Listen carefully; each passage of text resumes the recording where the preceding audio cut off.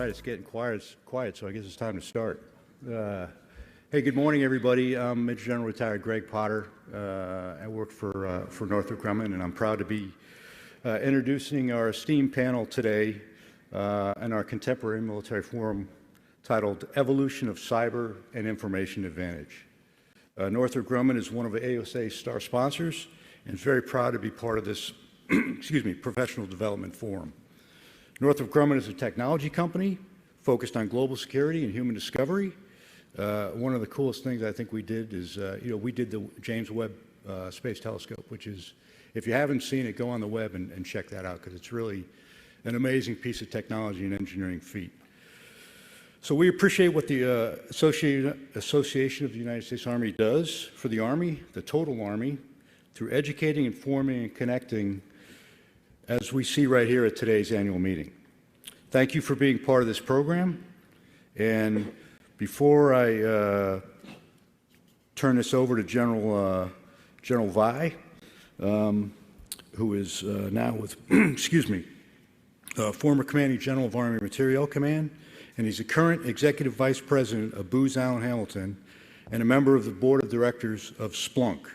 And he's one of AUSA's senior fellows, General Retired Dennis Vi. Thanks, Greg. Well, thank you, Greg. Good morning, everyone. Well, you're here at an exciting time. Probably, I would say, the #1 forum and panel for this week at AUSA. And I'm not biased, but I've attended a few AUSA meetings, and this is a fabulous panel here today. Just a reminder before I get started, we have microphones for questions if you have after we go through the presentation here and discussion. And then following for cards, there'll be cards that'll be passed to you if you have any questions. So again, yes, the Association of the United States Army is proud to provide forums like this one throughout the year that broadens the knowledge base on Army professionals and those who support our Army. AUSA will amplify the U.S. Army's narrative to audiences inside the Army and help to further the association's mission to be the voice for the Army, support for the soldier. Of course, we cannot do this alone. AUSA relies on its members to help tell the Army's story and to support our soldiers and their families. A strong membership base is vitally important for our advocacy efforts in Congress, the Pentagon, and the Defense Industrial Base, and to the public and communities across the country through AUSA's 122 chapters within the United States and 8 other countries. If you are an AUSA member, thank you. For those of you, Army professionals who are not yet members of your professional association, we encourage you to join AUSA by visiting the AUSA membership booth, booth 307 in Exhibit Hall A, or sign up online at ausa.org/membership. Now I would like to introduce our panelists, starting first with Lieutenant General Laura Potter, the Deputy Chief of Staff, United States Army G2, Lieutenant General Maria Barrett, the Commanding General, Army Cyber Command. Joining us virtually today is Senator Mike Rounds, United States Senator from South Dakota.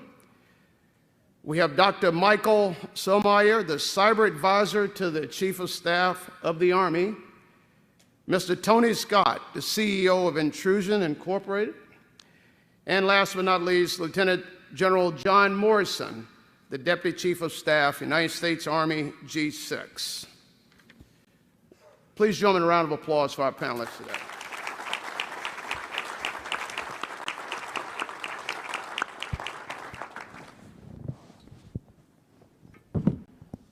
So as we begin today, of course, you've seen and read about the key focus and the themes that we have for today. But we'd like to start off with a few questions to the panelists at large to get the conversation started. And the first one is about the evolving threat that we see today. And to the panelists, what threats exist today and are anticipated in the future that are driving the evolution of tactical, operational, and strategic capabilities in the information dimension? Well, I think I'll start with that one. Thank you very much for the question. Before I start, I would like to thank AUSA, the sponsors, our tremendous partners in industry, and my fellow panelists. This is a great opportunity to talk about something that I think arguably is one of, if not the most significant threats to our national security and the security of our allies and partners. As the G2 of the Army, I'm responsible for three primary areas that I'd like to talk about very quickly. First, to ensure that we analyze the threats from our pacing challenge and our potential adversaries. And in this space, that's everything from your very high-end, sophisticated cyber threats using high technology that our adversaries are producing, to what is going on in the information space in the terms of mis and disinformation on a daily basis. And when you think of some of the concepts inside our national defense strategy, like active campaigning, building enduring or systemic advantage, and really what we're talking about with integrated deterrence, the stronger we can be at cyber resilience and contesting mis and disinformation, the stronger that deterrent effect is going to be. So I study those threats on behalf of Army senior leaders and help to organize Army forces at echelon against those threats. The second bin is intel modernization. So we're modernizing our intel forces at echelon and across space, aerial, terrestrial layers, and the foundation. And then the third is everything to do with intel's support to Army-wide modernization. Think acquisition intelligence, industrial security, counterintelligence. So if I zoom in on General Vai's question to the threat, we know when it comes to the department's primary pacing challenge, China, that they have policy, strategy, doctrine, they've invested science and technology dollars, and they've put into practice through their three warfare strategy the ability to contest us across that full spectrum that this panel addresses, from very sophisticated high-end cyber threats that can either impact our weapon systems, they can hold critical infrastructure at risk, and that could be critical infrastructure that sows panic in time of crisis. It could be critical infrastructure that's at risk when we have to project power out of the continental United States. And then on the mis and disinformation side, what really is a global strategy. In the middle, you have both state-affiliated and state-sponsored hacking and criminal activities, and those have been targeted against countries throughout the Indo-PACOM AOR. On the Russia side, we have seen decades and decades of maturation of Russia's information confrontation strategy, and we saw this play out decades ago with less sophisticated technology, where there was an information strategy waged against the United States, and now we simply see that same methodology with very sophisticated technology, whether that's social media, whether that is activities in the cyber domain to disrupt us. So as we've seen in Ukraine, both in the 2014-15 war and what we're seeing now, the ability to disrupt energy sources during the winter, the ability to hold financial markets at risk in countries that can have a very destabilizing effect.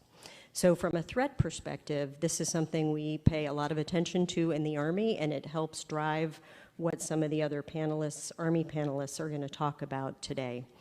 Beyond those two, we certainly are watching the capabilities of North Korea and Iran and violent extremist organizations. So this is really a global problem that all the adversaries we talk about in the National Defense Strategy are putting a significant amount of effort into.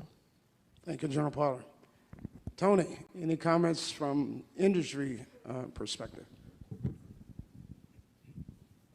Well, I think we certainly see it from an industry perspective as well. And it shows up in a number of different ways. Any organization that does business internationally certainly feels the effects of some of this as it comes to doing business around the world. Disinformation in particular is pretty critical. Disruption of supply chain is a huge issue in industry right now. And also, I think one of the big challenges right now is trying to understand how to work with the U.S. government from a corporate perspective. What constitutes an act of war?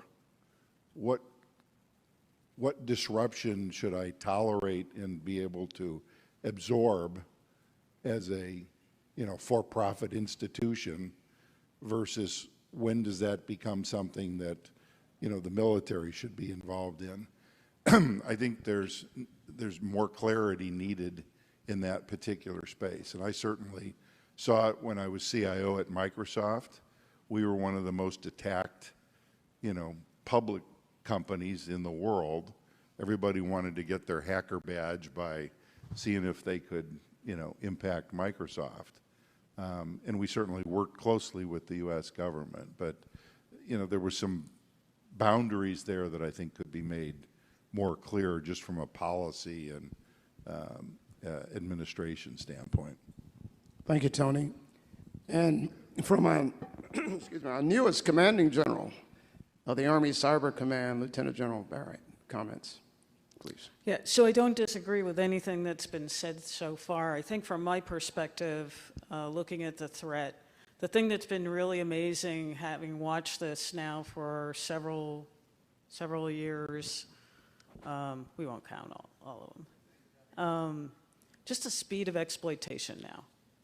It's from the time that a researcher finds something to when it is actively being exploited. And we used to care about who exploited something, right? Was it a nation state? If it wasn't a nation state, right? No, some of these actors are loosely affiliated with nation states and some of them are criminal. And so very blurry lines, but the effect is the same. And so really kind of communicating to the rest of my Army commanders out there, hey, we really do need to pay attention to this. We need to pay attention now. How do you get ahead of that also lends itself to thinking about the traditional ways of how we've been informed about these things a little bit differently. We can use the traditional intelligence sources to do that, but there's a plethora of information out there, out in the public sphere, that also enables us to see further. This is the equivalent of, only looking at data within your fob, right? Guess what? You're not going to get that much data, right? What's interesting is, and your job is to see what's coming at you. You have to reach out further, and so you have to have the tools at your disposal to do that. That ends up being a lot of data, and you have to have the mechanisms in order to go after that. I think the last thing that I would close with, and I know it's not specifically a threat, but it is on my mind as we watch threat actors and the different ways in which they attack us. As we change, this whole event here, these 3 days is very focused on modernization and things. And things are changing. And so when things change, my terrain changes. I suddenly went from a flat desert to a mountainous scape. And I got to change and react to how I defend it and how I see it, so that I can decide and act and communicate what the risk is to other commanders.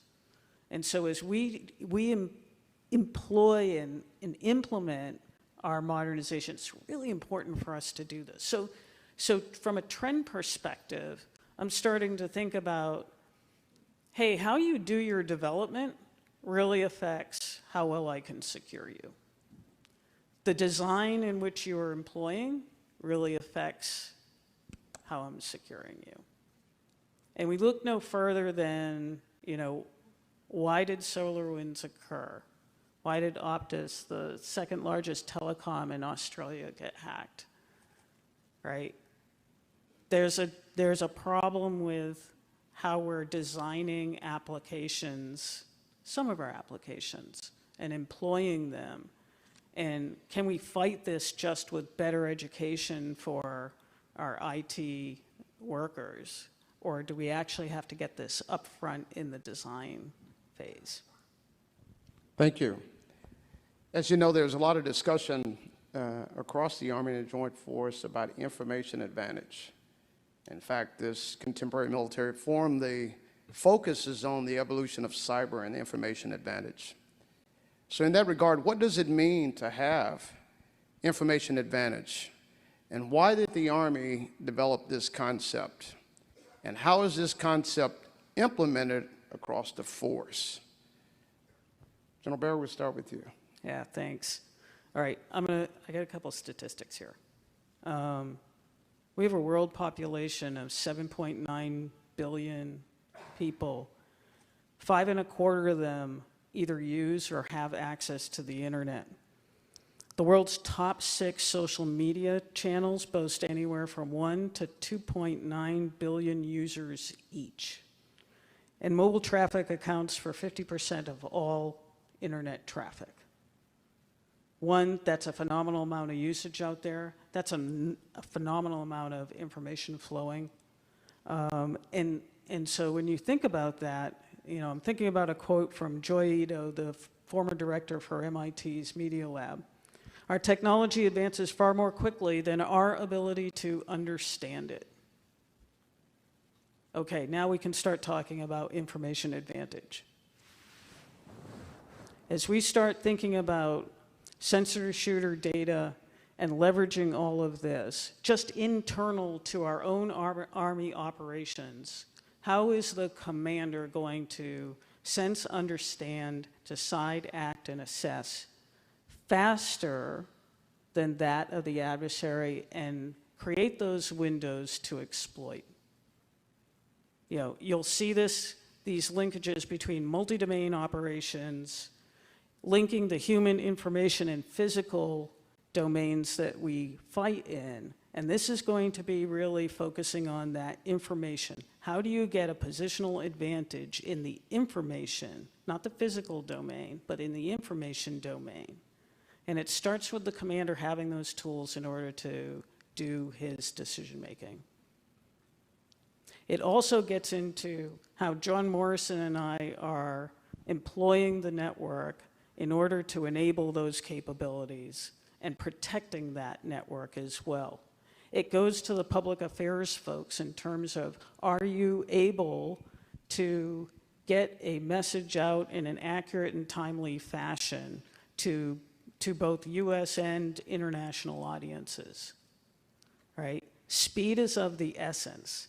If you lag in this sphere that General Potter was just talking about, then you ceded the information territory. How do you actively influence it? How do you shape adversary perceptions? I talked about this yesterday in the Warriors Corner. That's the influencing piece. And then last and but not least is, what John Braga and our soft brethren do in the information warfare realm. And so all of that is information advantage. It really is a combined arms approach. It is all military capability. It is just not these non-kinetic capabilities. If you blow something up in your backyard, guess what? That caused an information effect on you. And how do you leverage that? And so information advantage is not going to be, and it's going to be commander's business.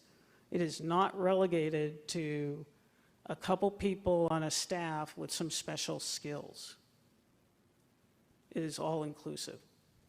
Thank you. Dr. Sotomayor, as the senior cyber advisor to the principal advisor to our Army's most senior leaders, our Secretary and Chief of Staff of the Army, any thoughts on what information advantage means to you, and how do we get here in this concept? Such a good advisor, I couldn't figure out how to turn the microphone on, so okay. Thank you.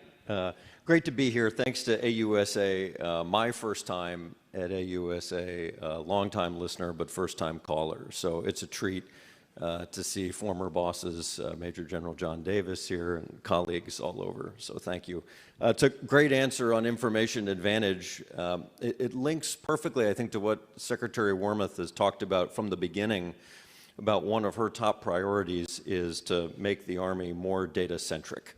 And so General Barrett's walkthrough, I think, really explains both how do you defend the network and operate the network, but also how do you project power from the network. I think there's two other parts that I think about and try to ground the work that I do to help the information advantage discussion, and that's on talent and on partners.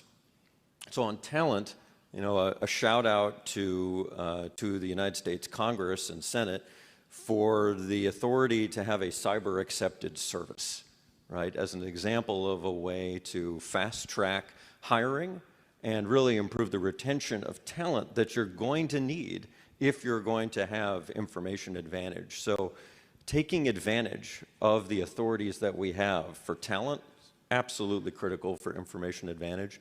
And finally, you know, on partners, I cannot stress the importance of partners enough. We'll talk about this a little bit more later, but I'm struck just being here at AUSA for the first time how many allies and partners from abroad are here, and that is a testament to how critical those foreign partnerships really are in this space. So thanks for the chance to talk there.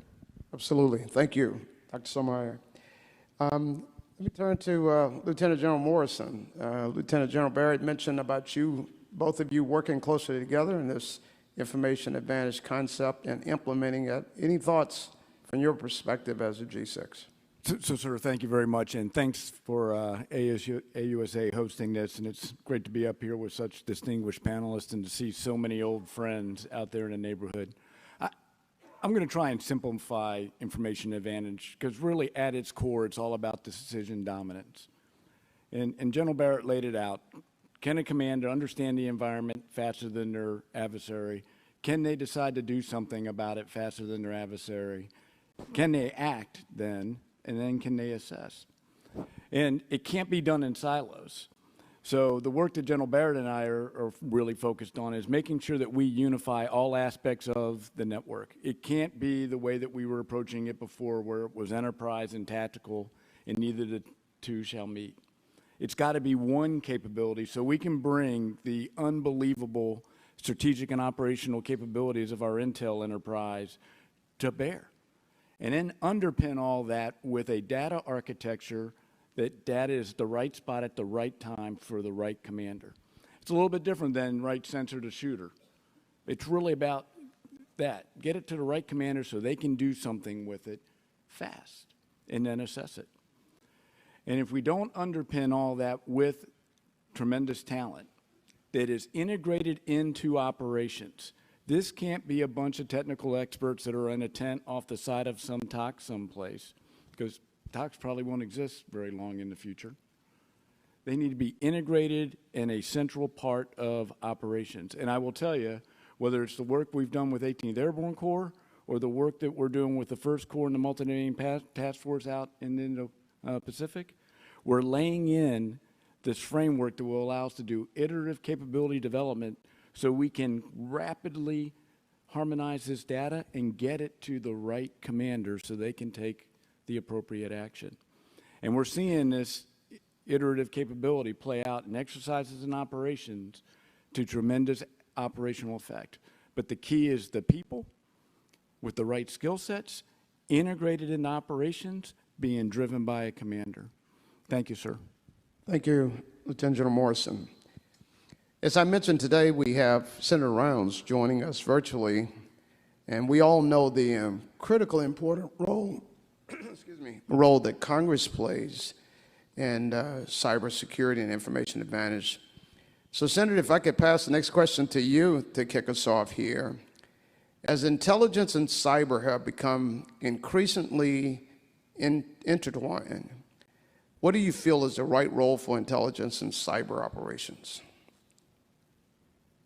Thank you, first of all, and I appreciate the opportunity to visit with you, even though I wish I was there in person. Originally, we were scheduled to be in session, and that would have allowed me to participate directly with you at that time. this is the next best. But at the same time, the good news is, as my dad used to say, no man, woman, or child is safe while the legislature is in session. So at least we're all a little bit safer right now. Back in after the election process is completed this year. With regards to this, let me just share with you that we come at this from a perspective of whether or not we have provided the appropriate authorities and the appropriate appropriations so that the Department of Defense can do their job. I've thought about this a little bit in terms of the focus on this particular question today, and I'd like to just give you some of my comments, and I'll try to be as brief as possible. First of all, when we talk about this, we have to look at it, this particular domain, the same as we do with looking at it in other domains, whether you're talking air, land, sea, space, or now cyberspace. Commanders still have to have the data available. They have to understand their environment. They've got to understand the threats that are there and around them. The same thing occurs in cyberspace as well. They need to get accurate information, and they need to get it as quickly as possible, and hopefully faster, as you've heard earlier, than the adversaries will have. But there's something else as well. We have to be able to leverage joint and interagency capabilities, as well as the capabilities of our allies and our partners, if we're going to be able to execute this mission.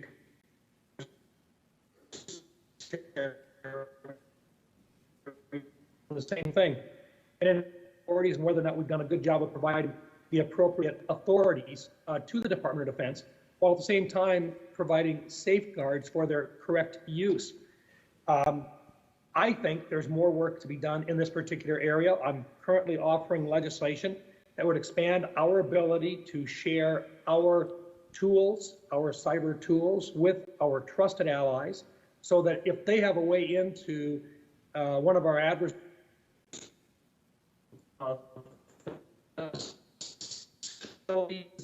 into one of their, that we can share it in a more timely fashion, and that we have a process in place so we don't have to reinvent the wheel each time we want to do it. The other thing that I think I would share is that as we look through this, we've made significant progress over the last several years because we've focused on what the needs are. Specifically, in 2018, the National Defense Authorization Act, we legislated the definition of cyber traditional military activities, and that combined with the creation of NSPM 13, or National Policy Security Memorandum 13, and the 28 Department of Defense Cyber Strategy, it laid the groundwork for the successes of the past few years of cyber military operations. We went a long time without doing successful military operations, but once we put in place the appropriate processes and authorizations, and we really let the Department of Defense, with all of its team members, actually be able to do some very effective work throughout the world. Cybercom and the NSA have demonstrated, and I think this is really important right now, they have demonstrated that the dual hat relationship of Cybercom and NSA has facilitated effective use of intelligence and cyber operations, both in support of military operations and for the defense of the entire nation. This broken down stovepipes between the two organizations that now allow operations to be more effective and to be executed in a timely manner. And I can't overestimate how critical it is that we recognize the need for speed when it comes to dealing with our adversaries. And so if we don't continue to try to streamline, with appropriate safeguards, but streamline our ability to defend our own networks and to get into the networks of our adversaries, if we don't continue to move forward using every tool available, then we're going to fall behind. And our role in the Senate, I believe, is to make sure that we provide the appropriate authorizations and the appropriations so that you can do your job. Thanks. Thank you, Senator Rounds. Lieutenant General Potter, certainly as a senior intelligence officer in the headquarters and certainly in the Army today, I know the role of intelligence and cyber has changed throughout your career. So any observations you can have? Thank you very much. And I really appreciate Senator Rounds' comments, a couple of them in particular. The enormity of the challenge that we face. meaning the high-end, sophisticated, all the way through what we're being contested in the mis and disinformation space. It is an enormous intelligence challenge. The second thing that he said that I completely agree with is this has got to be a whole of government effort. If you think of the threats to, for example, our critical infrastructure or industry or our financial sectors, those of both ours and our allies and partners, it has got to be joint within the Department of Defense. We've got to work this out with our sister services and ensure we're interoperable and compatible in what we're doing. It has got to be multinational, so we have to be able to leverage all the great work that our allies and partners can do in this space. And then the third thing the senator said that I completely agree with is the criticality of timeliness and speed. So I like the fact that in the name of this panel we have the word evolving, because I do think as I look at the Army intel and security enterprise, we have been evolving with the changes that have been made in our cyber operating forces and in where we're headed with our new information advantage approach. And our multi-domain operations doctrine talks about the criticality of intelligence driving operations as it traditionally has. But as we look at it from a multi-domain perspective, I have to ensure that when it comes to cyber and information advantage, I can plan and direct the collection that we're going to need to get after this target. So I have to have the right kind of people with the right kind of skill sets. I have to have the right kind of collection platforms to be able to direct that at echelon in support of a division as a unit of action, in support of a multi-domain task force, or in support of the very high-end capabilities that General Barrett brings to bear. And then we have to be able to collect and process that information. And in some cases, that requires very sophisticated skill sets, and we're only doing that in certain parts of the Army intel enterprise. And in other cases, it requires that we bring all of our intel experts to bear with open source intelligence skills, leveraging publicly available and commercially available information so that we can leverage all of that analytic capacity. And then we have to be able to disseminate that information both within the U.S. Army and to our allies and partners. So those fundamentals aren't very different from the intelligence that we've been doing for a couple decades. But as we look at multi-domain operations, we have to think of some things we've got to do a little bit differently. So let's think of target development. You know, decades ago, you might think of the target in the physical space. You might not think of that very same physical target. What are the applications in the cyberspace or the information space? So that we can say to a commander, we've analyzed that target holistically, and you can now decide from the effect you want to create and the escalation management framework you have in place, what effect do you want to deliver? So we have to underpin that with all the right intelligence to do that. The second thing I would say is we have to think differently about battle damage assessment. In the physical space, we'd say, this is the effect we delivered. That weapon system or that building or that structure is no longer fully mission capable. How do you do that in the cyber and the cognitive domain? How do you know that an information advantage effect you're trying to generate or an adversary capability you're trying to thwart has been successfully done? So while we will apply our doctrine the same way we've applied it in the past, we have to really think very creatively in terms of how do we do that in the cyber domain and more broadly the information dimension. Wonderful. Thank you. Dr. Samara, any thoughts?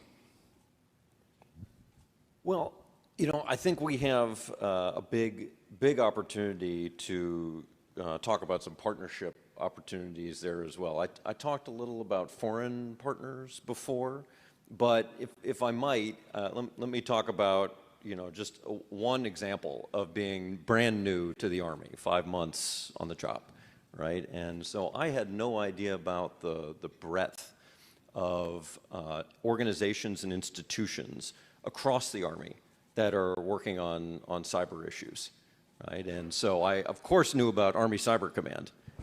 It's a celebrity status, right, in the cyber community. But what I didn't know, right, is that you know, the Army Corps of Engineers does amazing work in how they think about protecting control systems, right? I didn't realize that the Army's law enforcement arm, of course, has law enforcement authorities to be able to work in this space. So, you know, I think my real follow-up to General Potter's point there is just that it's a really big and broad team across the Army, one that I'm still continuing to learn and enjoy working with. Thank you. We know the importance of the network to be able to deliver capabilities and to operate around the globe. So when we speak of the network, I know with Lieutenant General Morrison, throughout your entire career, you've known about the network and led units and organizations that have installed networks and managed that all the way up to corps level, theater level in wartime. So what is the current capability of the network to enable combined joint multi-domain operations?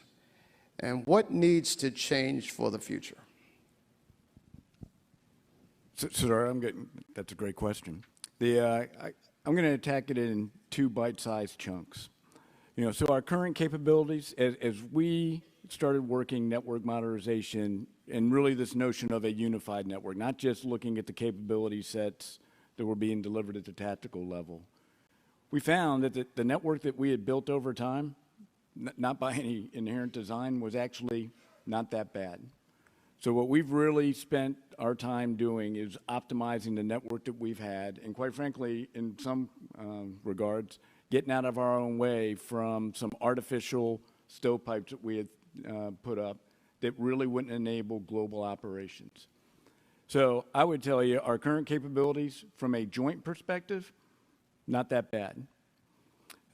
Good is how I would phrase it. Not that bad, more on the negative side. I'll stay on the positive side. But boy, does it need to improve because the threat's evolving. You know, so we've talked a lot about cyber, and we did what we always traditionally do. We talked about offensive cyber, we've talked about defensive cyber, but there's a third leg of the stool that we're really focusing on right now. And I would tell you it's the foundational component of cyberspace operations, and that's really Department of Defense Information Network operations. That operations, maintenance, security, and defense of the network. And so we're starting to put a lot of energy into that space because that's where we need to improve. And not just think about how we deliver services, how do we bake in cyber defense inherently to what we're doing while still providing a good user experience. And so we have significant force structure investments that we've made through the Total Army Analysis process that are moving into our regional cyber centers. We're establishing a global operations center inside General Barrett's old headquarters that will actually do global DOD and ops. And then we're reinforcing that force structure at all echelons from the theater all the way down into our brigade combat teams so that we can align people and organizational design appropriately to actually operate, maintain, secure, defend, and maneuver the network.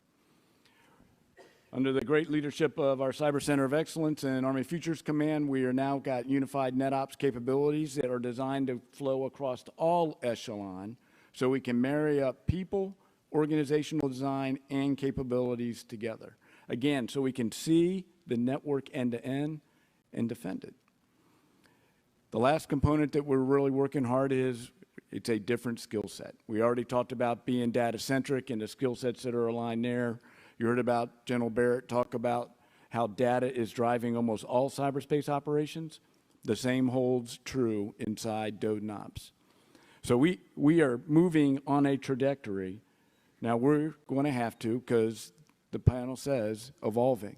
Cyberspace is, I will tell you, it's a journey that never ends.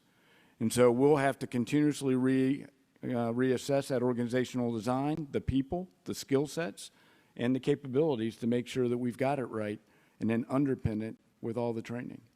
From a coalition perspective, we are great at establishing episodic coalition environments. We need persistency. And we need it all based, everything that I'm talking about needs to be based off of zero trust principles because it's a thinking adversary. And by doing that underpinning and establishing that persistency, then we can really start harnessing the power in cyberspace of all of our coalition partners.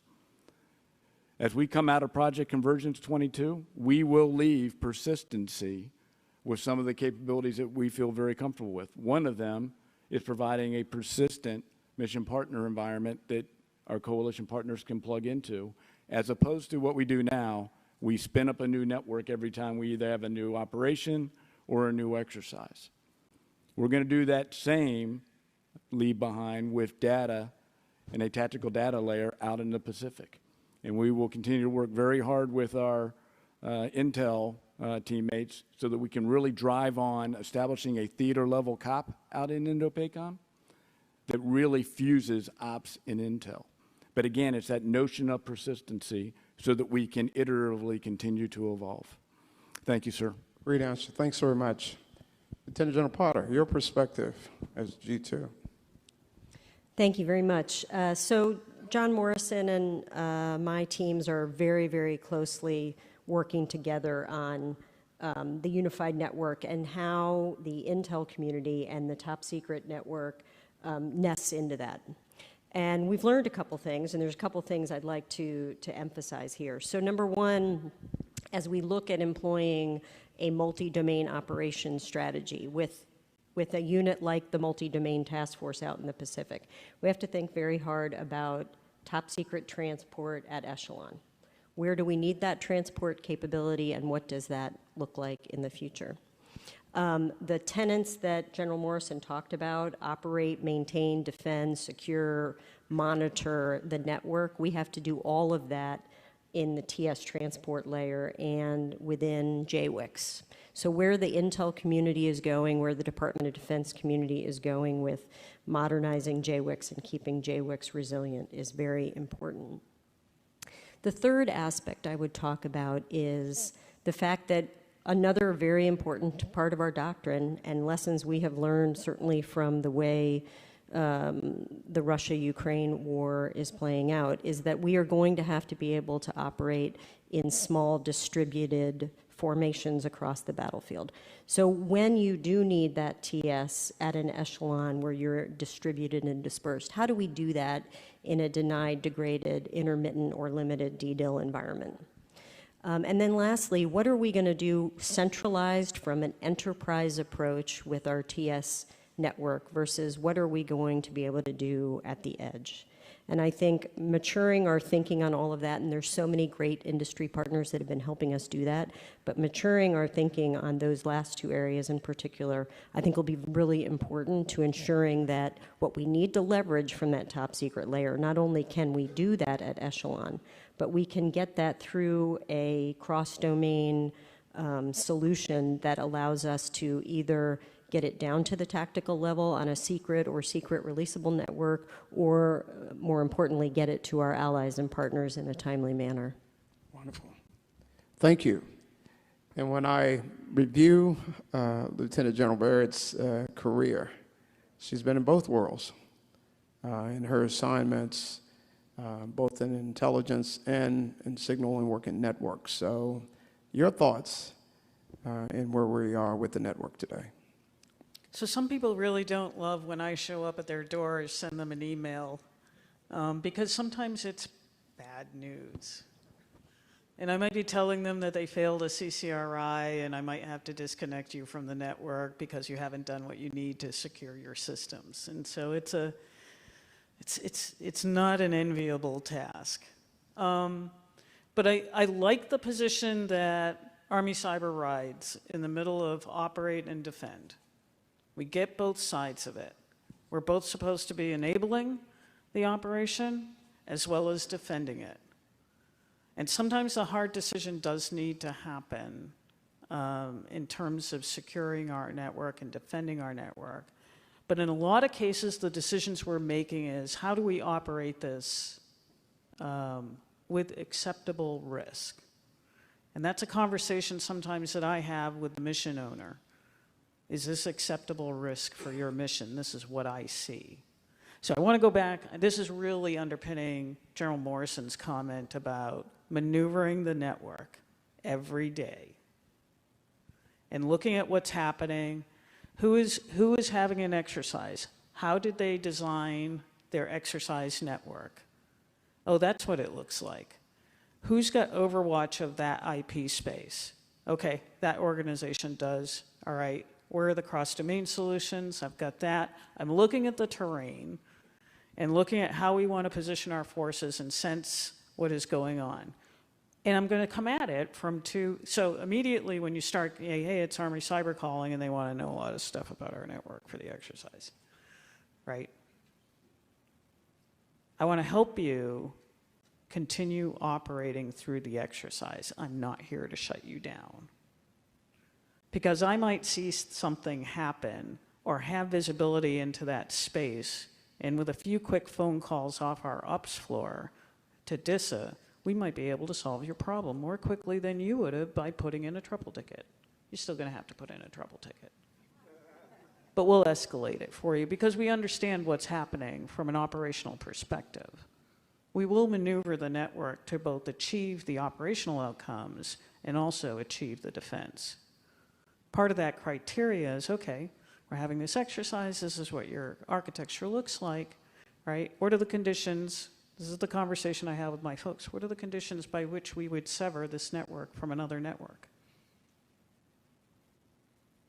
I'd rather plan for that and not have it happen at Sunday at midnight, right? Where we're all of a sudden trying to decide who we have to call in order to figure out if this anomalous traffic is a configuration error or actual adversary activity.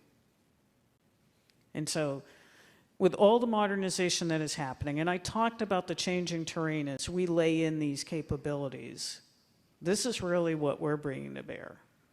Now, the next thing that needs to happen, though, is while we're doing really fantastic things with artificial intelligence for our sensor-to-shooter capabilities, in order to wage war,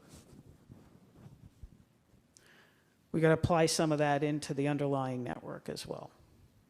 It is not going to be humanly possible to do this all at the scale that we envision across multiple networks, right? With other service components, with coalition partners. We have to be able to really maneuver this thing at speed, at scale, and we're going to need a little bit of help. We're already on that glide path with how we apply data for some of our defensive operations.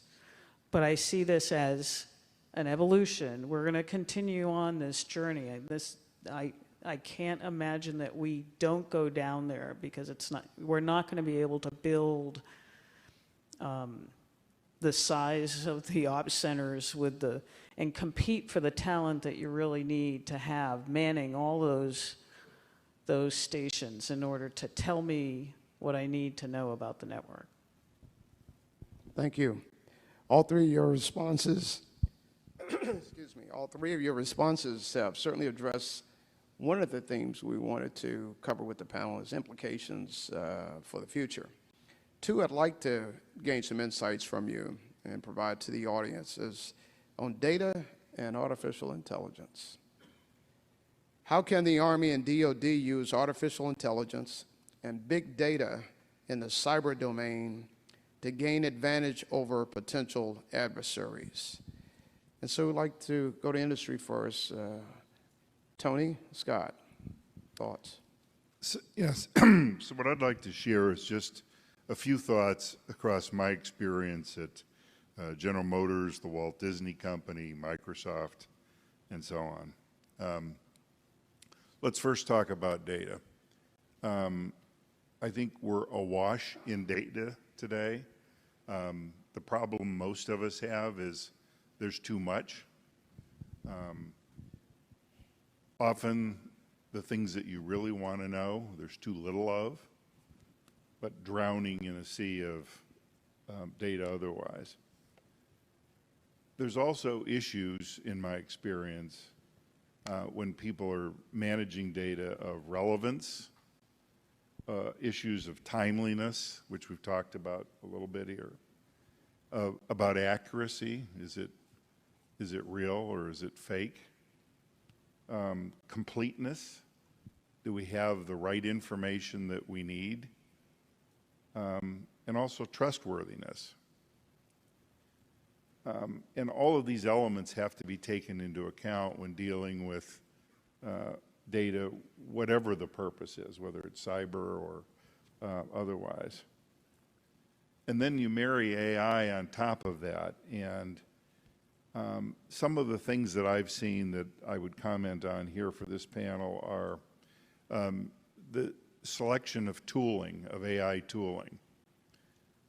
There's lots of AI capabilities generally available, but selecting the right one for the mission or for the purpose is still a little tricky and not exactly well settled in some sense. We've all heard the expression, if all you have is a hammer, everything looks like a nail. And the same, I think, is true in terms of AI tooling. And I've certainly seen tons of misuse of AI by selecting the wrong tool for the mission. One of the critical things is when you marry AI and data, you also need a tremendous amount of domain experience. And I could share with you, but it would take the rest of the day, examples of good AI, good data, but a lack of domain experience in terms of how to use that effectively.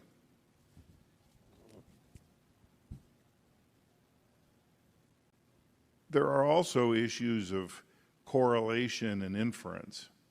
So quite often we're looking for an answer, but the real answer comes from correlating the right data together and understanding the inferences that can be drawn from that data, not the direct answer.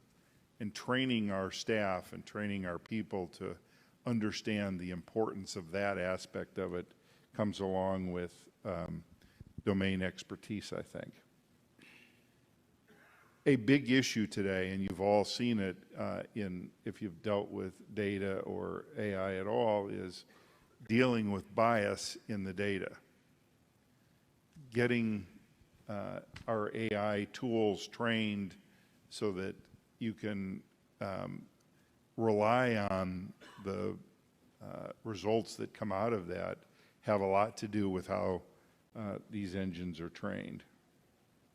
And a big topic, certainly in the private sector, is explainability. It's great if you have data and if you have AI and it comes up with something, but can you explain it, how it happened, why that's the right answer, is a really critical issue in this particular space.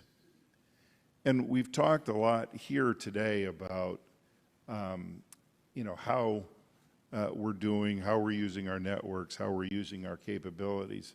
But I would say, from my perspective, probably the biggest opportunity for data and AI is in the things that lead up to the events that we're all concerned about, the dealing with the advanced persistence threats that we know are out there.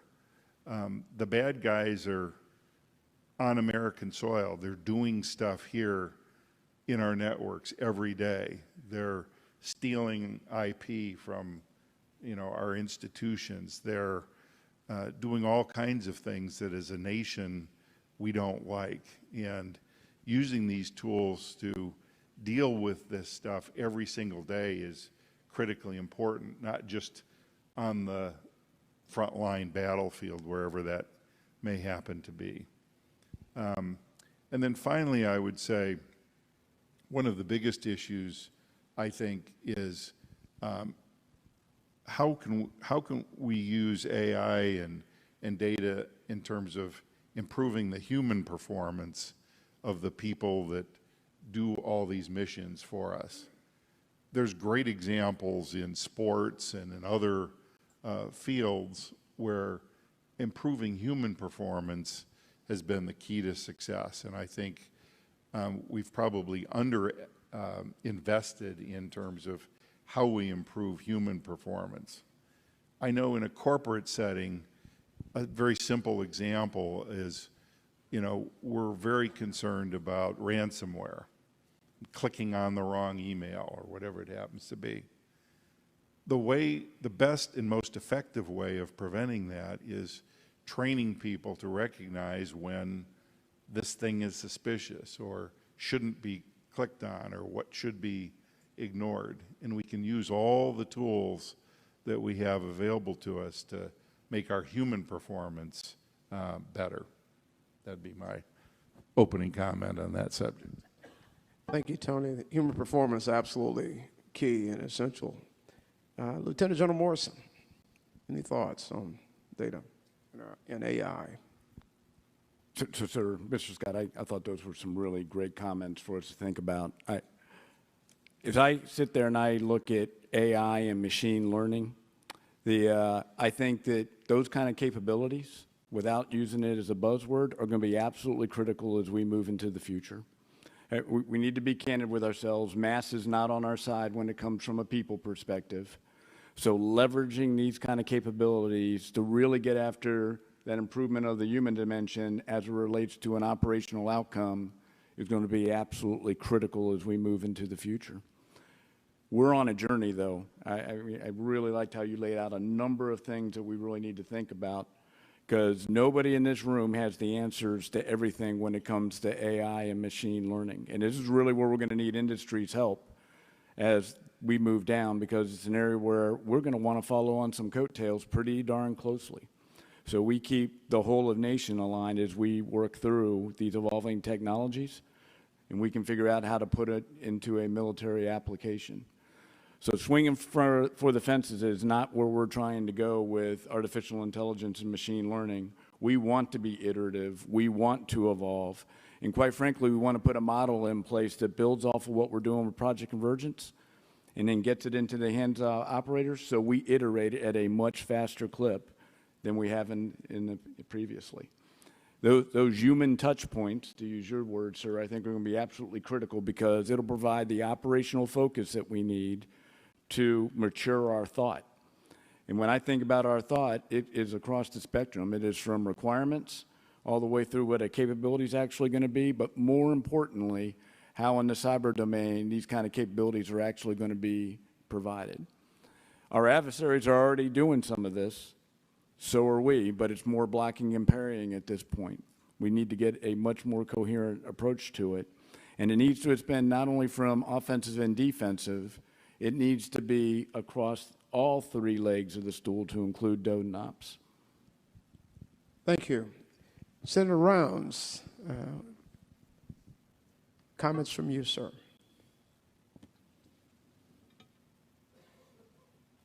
Thank you, sir. Just a few thoughts. First of all, I think you've heard comments now right in a row that I think hit this exactly where they need to hit it. Malicious cyber actors have demonstrated time and again that they will quickly learn the best way to attack us. They're going to use AI. They are using AI now. If we don't incorporate AI into our defensive and our offensive capabilities, then we're not going to win this battle. It's just that simple. In the old comic strip, Pogo, there was a message that, we have met the enemy, and the enemy is us. There's a lot of truth to that here. We have a terrible process in place for making acquisition decisions. We're slow. We like bureaucracy. We like checks and balances, but we let the checks and balances get in the way of efficiency when it comes to acquiring new systems. We also have this tendency to say that if it isn't broke, then why fix it? And yet we're not looking ahead to what our adversaries are doing. They are using AI now. And I think the National Security Commission on AI, that now has completed their work more than a year ago, did a great job of laying out just exactly what the threats were and what the opportunities were for the incorporation of AI into our activities, not only within the DODN, within the Department of Defense, but also across the whole of government and throughout the country. And we are missing right now, because we have not done a good job of incorporating development in AI, we are missing opportunities that we'll never get back. Time is of the essence. We have delayed the incorporation of AI where we should be on it right now. We're still talking about it. I said before, look, we met the enemy and the enemy is us. And I mean, let's start out with Congress. We've had a good report. We've had reports from this commission that have been in front of us, but because they have been so classified, in many cases, different agents or different organizations within Congress, they can't even get some of the information because it is so classified that you've got to go through a whole series of hoops in which to share that information with committee chairmen and with committee staff so that you can incorporate not only authorization for the use of AI, but also the appropriations necessary to get it done. And I'll just say this also, the cost of AI and incorporating AI and developing AI is pennies on the dollar compared to what it could save us in terms of long-term defensive needs. So I'm going to make this very clear. We are slow on getting AI incorporated. Other people are recognizing that, in my opinion. They are not held up by the same acquisition problems that we have. And as far as I'm concerned, we should be using rapid acquisitions on everything rather than going through the traditional processes we find throughout the Department of Defense. I'll also tell you that the FY23 Senate NDAA, that bill includes a provision that would require Cyber Command to create a 5-year roadmap for rapidly adopting and acquiring AI tools to support the cyber mission. We need Cyber Command with the support from all of the military services and specifically from DARPA to make sure that our cyber warfighters have the most innovative technologies that we can possibly get. You heard earlier that we don't have the mass when it comes to people. What we've got to be able to do is to be innovative and to make sure that our war fighters have access to those innovative tools. AI is on the absolute top of the list. We are behind right now, and we've got to kick it in gear, and we've got to incorporate AI in both our offensive and our defensive capabilities. We've got great cyber talent, and I know we're going to talk about this a little bit later probably, but we don't have enough cyber talent, and we will never have enough cyber talent to come in and to defeat those adversaries that are incorporating AI right now. We have to have the talent that also incorporates AI into our offensive and our defensive capabilities. And I don't mean 5 years from now, I mean now. Thank you, Senator. I'd like to shift the conversation a little bit about towards partnerships. And that's what I always enjoy about the Association of the United States Army, this conference. It brings so many partners together, from military across the federal government, with our allies, with the industry, private sector. So in terms of partnerships, how does the military use partnerships where academia, interagency, the private sector, and our key allies to gain an advantage while conducting global cyber operations? And I'd like to start with Dr. Somalia. Thank you. Again, first, coming into the Army after 5 months, I'm stunned by how many partners that we have across all of the categories you mentioned for cyber operations, offense and defense. I think one of the things that you have to keep in mind, though, is that because of the strategic environment that General Potter and others laid out at the beginning, you have to be flexible to grow those partnerships to account for changes in that environment. So, I think that's where the cyber domain gives us an amazing set of opportunities, right, is to continue to take partnerships that we already have, industry, allies, et cetera, and grow them into additional areas. So what I thought I'd do is I'd just walk through the partnerships that I'm seeing, sort of classes of partnerships that I'm seeing, and a quick note about each. The first, I can already previewed, there's a ton of organizations across the Army working on cyber issues, but getting them together to partner on tough challenges ends up being not the easiest thing to do. Surprise, I know. So one of the things we did in the PCA office, we created a monthly get-together called Cyber Hard Problems. And it's just a video conference we do. We bring in all different parts of the Army, big tent, anybody can come. And we really focus it on trying to address 1 or 2 hard problems a month. All right, so different ways to try to channel all the Army efforts into solving concrete big challenges. So if, in addition to working across the Army, there's also across the DoD. I'm not sure if I'm allowed at AUSA to kind of mention other services and other parts of the department, but obviously that is a big component to operating in cyberspace, again, offense and defense. Just take a look, for example, at the partnership with JFHQ Doden, right, on the defense side, to tell a really fascinating story about getting the Department of Defense's networks as a whole more secure. I talked a little about allies and partners before. Hey, this is another example of where 1 + 1 can really equal more than 2 when a partnership is really clicking, right? I was in London 2 weeks ago, was having lunch, and the guy sitting next to me was from a partner country in Europe, and we started to talk, and I said, well, have you been to the US before? And he said, yeah, I've spent a lot of time at Leavenworth. And I said, the school part, right? And he said, yes, of course. And he was extremely proud, actually, that not only did he have 2 years of schooling, one including Sam's, but also that he won the Best Writing Award and beat out all the Americans. And now he is the commander of a partner's cyber command. So all these traditional mill-to-mill relationships and partnerships that the Army has demonstrated over decades, so good at growing, are now bearing fruit with foreign partners in Planet Cyber, not just, again, on the network and defense, but on power projection as well. Of course, there's always partnerships across the interagency. It takes everybody to get on board to implement all the different parts of the President's executive order from May of last year. Obviously, goes without saying, private sector. I'm going to let Tony actually provide some detail there. But, you know, just a special note to my former friends, or I guess still friends, but former colleagues in academia, still friends, is really that, you know, it gives you the space and the time to reflect on particular challenges that when you're driven, not just by the POM cycle, but by your inbox, right, it's much harder to do in government. So those partnerships with the academy, I think, are also critical as we go forward. Thanks. Thank you, Doctor. Senator Rounds.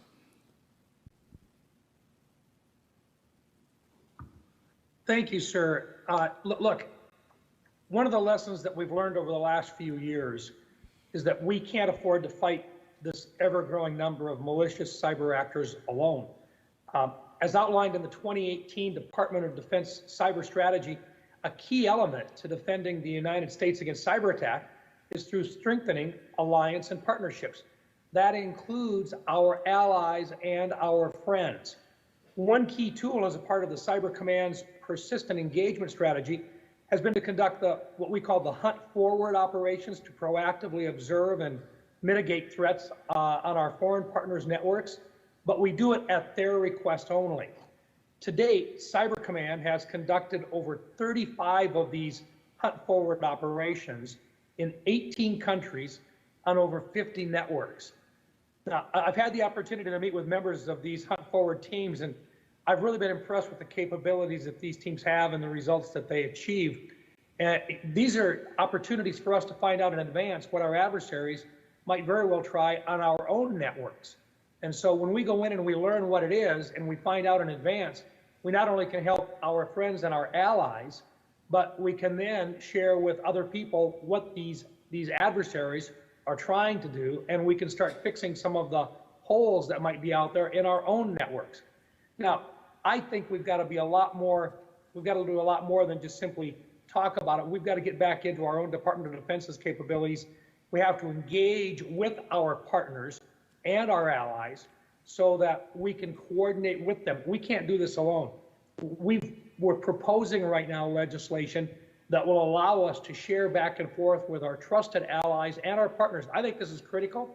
If they have a way into one of our adversaries' systems, but they need the right tool to be able to get in and to actually have an impact, then I think we need to have a very, very rapid process for determining whether or not it's appropriate to do it and making a decision as to whether or not we're going to share that tool. At the same time, if they have a tool and we have an opening into an adversary's network, we need to be able to use those tools as well. So I think, once again, this comes back down to our policies and what we need to do in order to strengthen those partnerships. We can't do this alone, but one of the nice things that we do have right now is a coordinated effort that our allies and our friends are working with us. We need to make sure that we have the authorities to be able to work constructively with them as our adversaries become even more aggressive. Not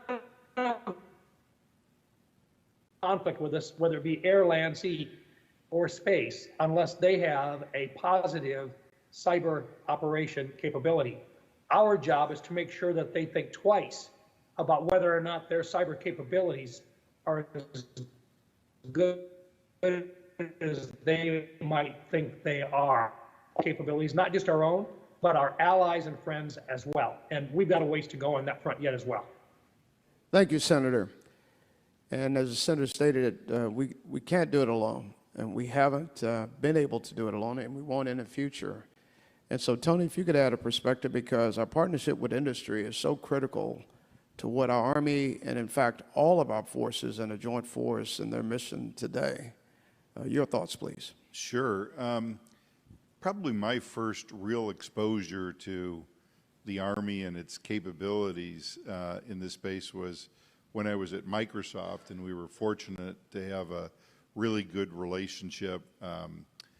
We had regular hosting of military, both civilian and military leadership at Microsoft, and we could talk about how we could help one another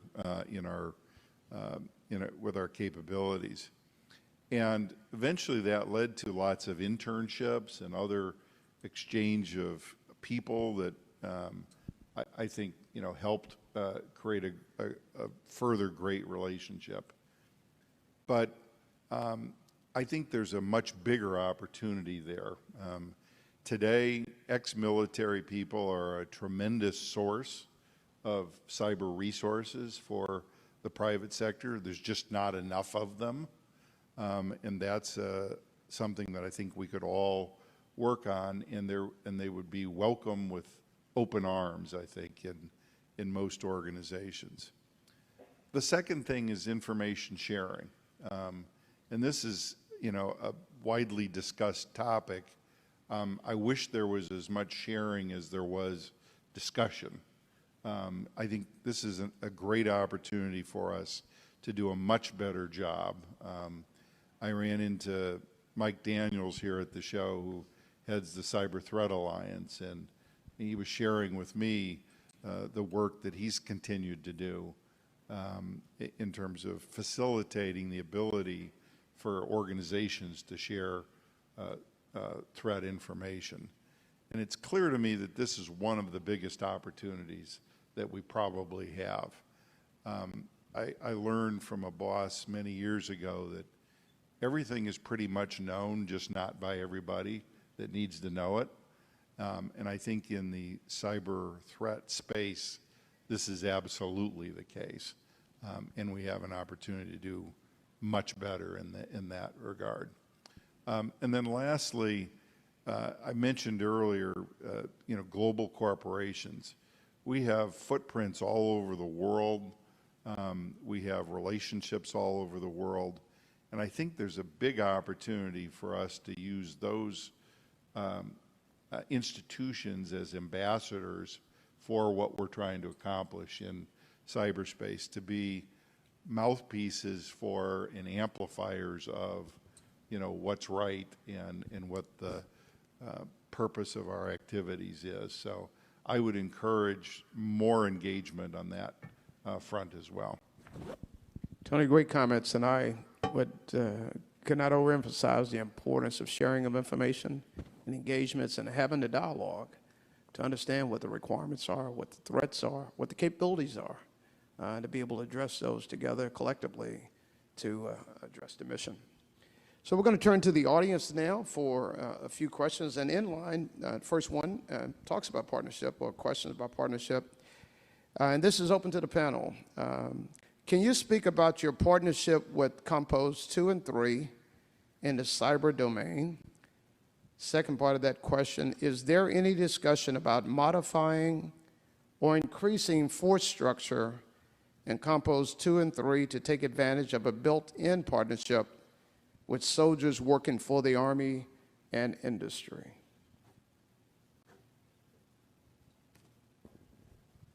I'll start. I might have to come back for clarification on the last part. So we have 20 active offensive teams, 20 defensive teams. And then on the Compo 2 and 3 side of the house combined, that's going to give you 21 cyber protection teams. So more than half of the cyber protection teams in our Army are coming out of Compo 2 and 3. In addition, there is a tremendous amount of force structure there, both from a cyber defense standpoint. We do have a cyber warfare company that's actually serving and supporting General Paul Kraft in his mission right now with the JFHQC. And then there are also the TIOGs, the Theater Information and Operations Groups that they have as well. There is a tremendous amount of capability there. I'm just not sure we all know about it or that we activate it, employ it in the best possible means. There is a session that actually the team is teeing up for General Daniels, General Jensen, and myself to meet and talk about, hey, what is it that we need to be focusing on? What are our goals? I've had a number of folks from those teams come and talk to me and say, hey, this is great when we get activated for 6 months to go on a mission. Some of them actually went and deployed to Europe to buttress that response and help them with their hardening mission. When the Ukraine thing first kicked off, it was a fabulous experience. But they came back and they want more. They're hungry for more. How can I stay on the mission? And we've got to think a little bit more creatively about what is the type of mission that potentially is better suited to a reserve unit, and what is a better mission for a National Guard unit.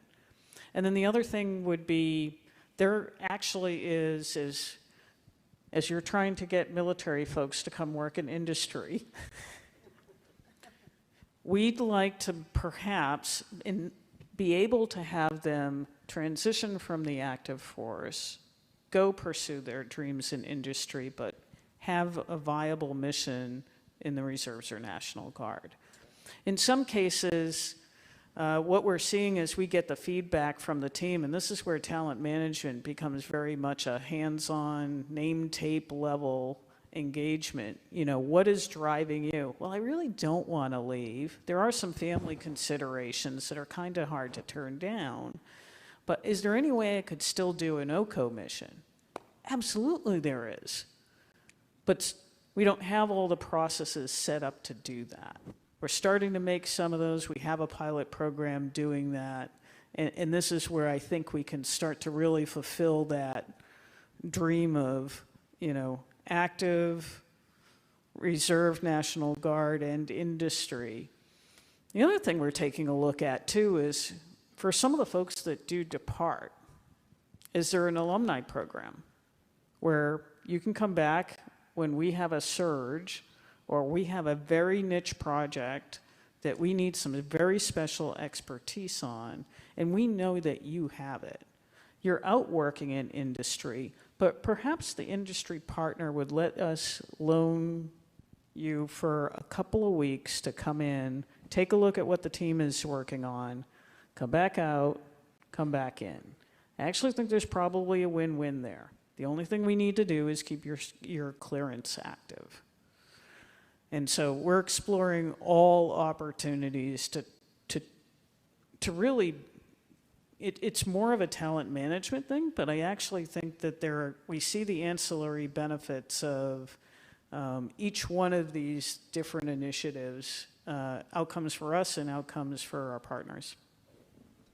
I think some great ideas in there, and hopefully our Army G1 and others are capturing that as well as with industry. A lot of great ideas there in the initiative. Anyone else before I move to the next question? I think you answered both. Go ahead, Tony. Well, I would just make a comment. My personal experience has been that a lot of young people historically have used the Army as a great stepping stone for things later in life, for careers in all kinds of interesting industries and professions and so on. And I know that recruiting is always a challenge, especially now post-COVID and all of that. But I'd love to see the Army do a big promotion campaign to say, there are cyber roles here that if you come work, in the Army for a couple of years, you can have a great career both in the military or outside. And I think a lot of people could be attracted to that kind of a campaign. I don't know if you're doing that already, but I think it would be something I'd personally be happy to help promote and participate in. If I could just add one thing, particularly to General Barrett's comments. In the active guard and reserve, sitting next to those cyber operators, we have intel soldiers that are helping assess the environment, develop the target, do the battle damage assessment. So one of the things we're also trying to work through on the talent management side for our intel professionals, both soldiers and civilians, is when we create an incentive for our cyber workforce, how are we mirroring that incentive for the intelligence soldiers or civilians that are part of that holistic process? Okay, thank you. Second question from the audience. What is the Army doing to counter foreign malign influence and disinformation in the information environment? Okay. The first thing that we need to do is first understand it. It is a really incredible field. There are a lot of folks in the public sphere who are starting to get after this and be able to break down what it is that we're seeing. So, did that tweet come from you? Were you in this room when you tweeted? Right? We want to get down. Did you do it in English? Did you do it in another language? What was your target audience? Right? Really need to start to understand what it is before you actually start to, categorize something as mis or disinformation or foreign malign. Really, we would prefer foreign malign influence as the term, because that's really what we're interested in. Anything else crazy that's out there? That's not our job, right? We want the foreign nexus, and we want to be able to distinguish your tweet from your tweet and whether or not one is foreign malign influence. Sorry to pick on you, you're in the front row, sorry. So that's first things first, and that is actually some of the work that we're doing at Army Cyber right now with the Information Operations Brigade, as well as the Cyber MI group, and some of our really smart guys who are looking at the data on the data platform. The second thing is okay, now what do you do with it?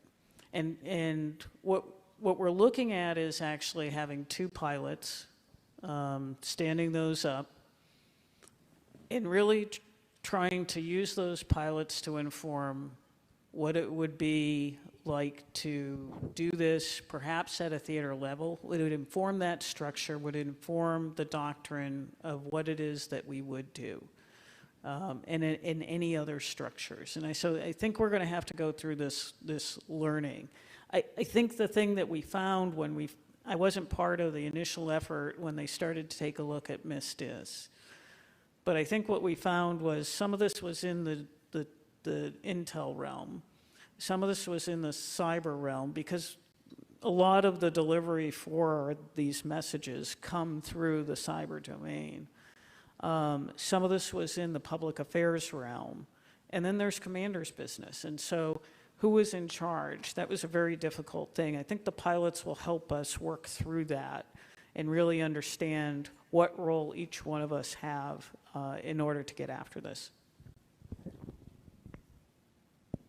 So if I could just add, I think, you know, from an Army perspective, I think it's very important when you look at authorities that we understand what the combatant commands are able to do in this space, and that we really narrow down what is truly an Army problem, because the mis and disinformation is so pervasive that if we don't do that, you know, we run the risk of really stepping outside of what would be a traditional Army lane. So nesting this with what the combatant commands are doing and nesting this with what the interagency should do for a response is very, very important.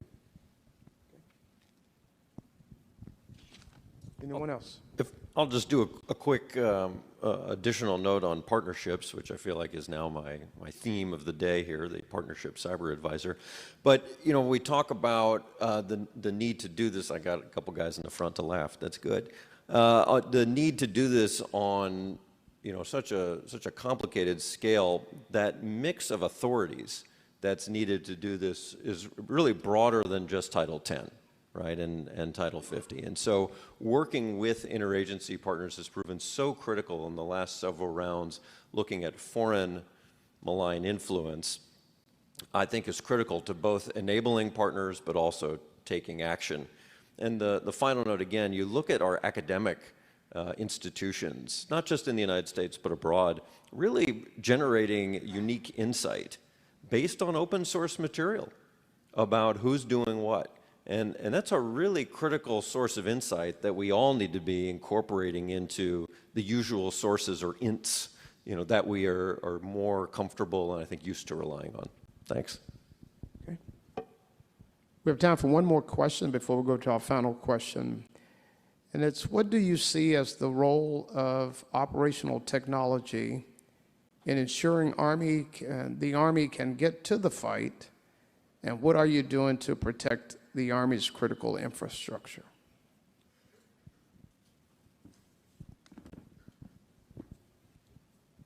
I'll start and then I'll pass it down. You know, so the first thing we started doing, sir, quite frankly, is stop and distinguishing anything that was on the network from something else. You know, whether it's IT or it's operational technology on the DoDN, it's got to be properly censored and defended because it's an attack vector. And so that was the most important cultural change that we just needed to start making.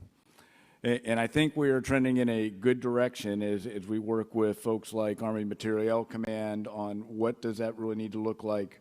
We're doing a lot of work with Army Cyber and some pilots to make sure that we are getting defensive overwatch on operational technology. We still have work to do because it was a shift. We would censor the heck out of somebody's desktop. We wouldn't worry about the IT that was actually supporting the water treatment plant or something akin to that.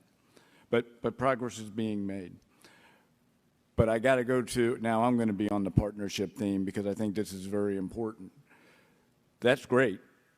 That might get us off an installation, but at some installations, the electricity is being provided by somebody that's out in the civilian sector. And certainly, if you're doing a rail load at Fort Hood, you may get past the front gate, but everything after that is going to be out in the commercial sector. Partnering with the commercial sector to ensure that we understand the threats together, and just as importantly, we're taking the mitigations together is going to be absolutely critical, because we'll get out the front gate, and then what? And that's where we all need to be teaming together. Maria, thoughts? So first thing, we have cyber protection teams that are specially trained in looking at these type of systems, and they've got a ton of reps and sets looking at everything from dams to fuel depots to you name it.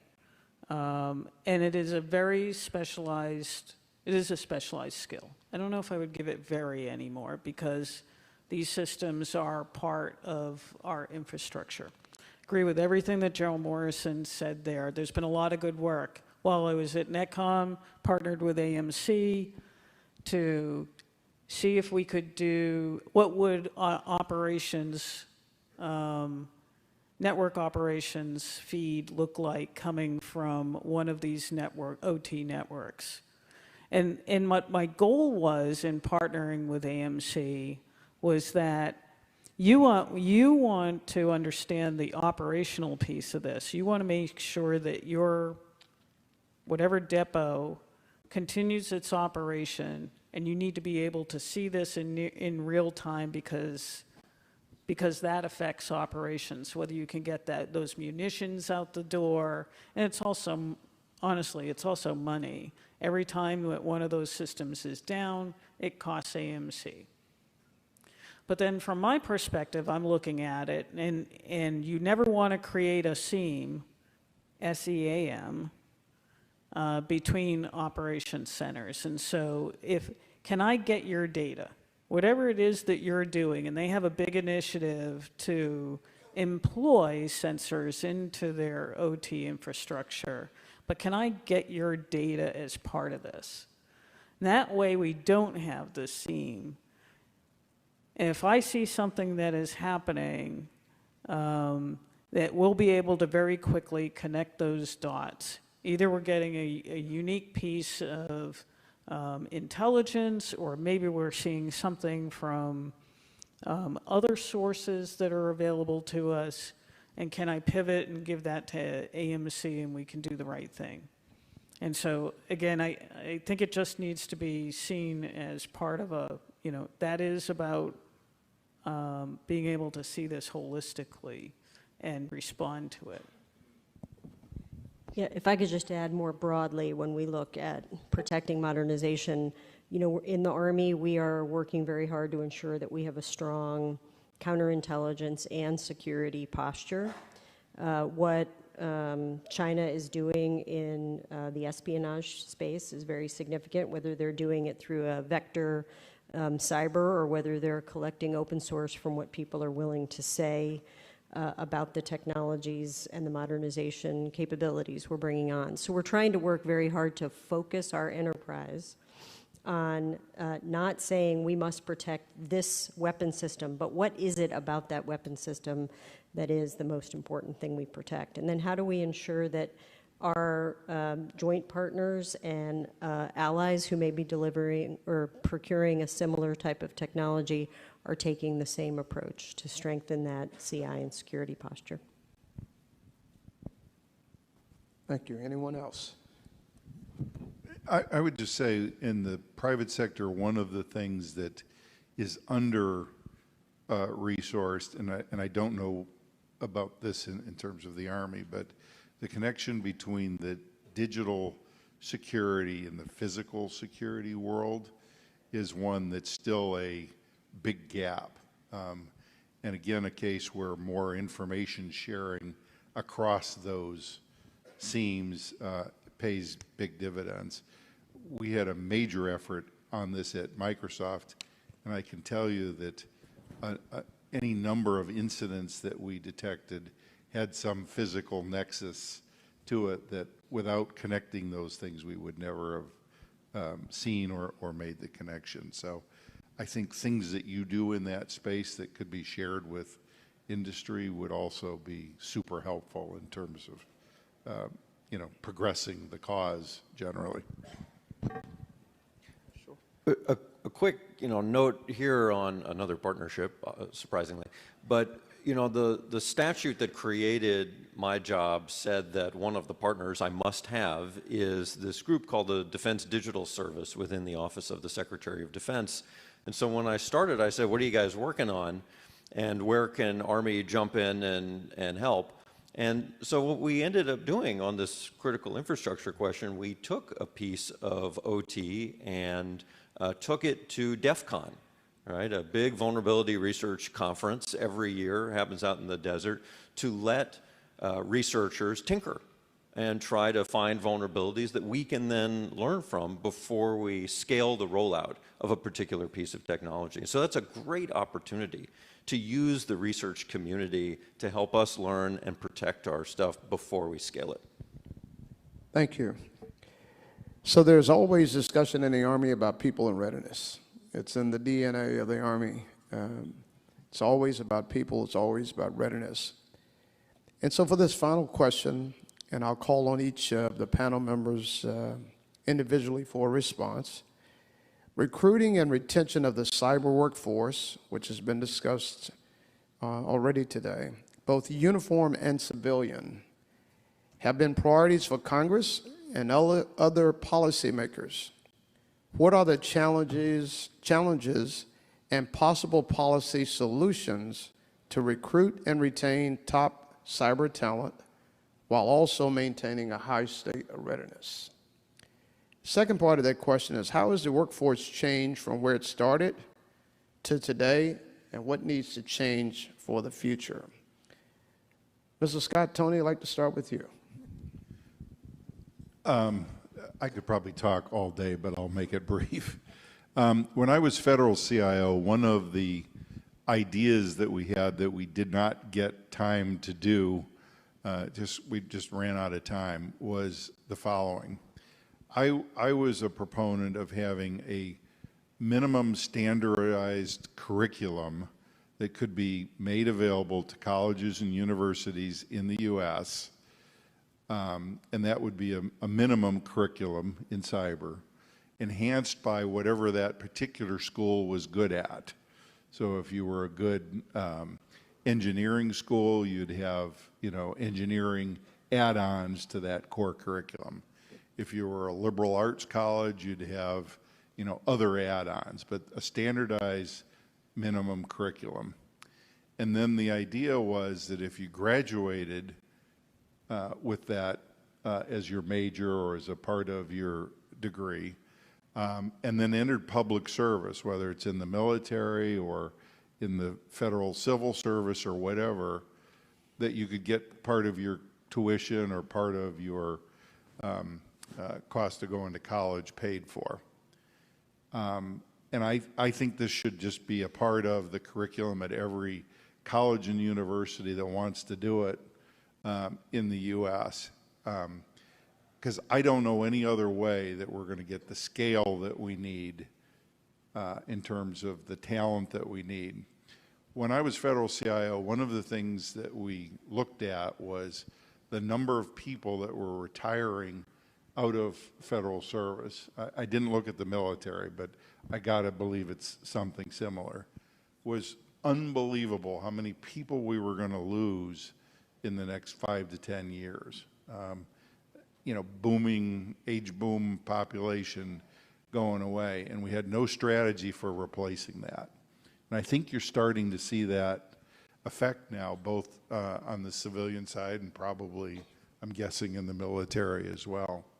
And we need to have a replacement strategy. So that's one thing I would strongly advocate for, is a minimum standardized curriculum could be offered for free to colleges and universities, put the training materials together, update it regularly, and then offer some incentive for students to sign up for that. And I think you'd get a bunch of good folks out of it, probably in the military as well.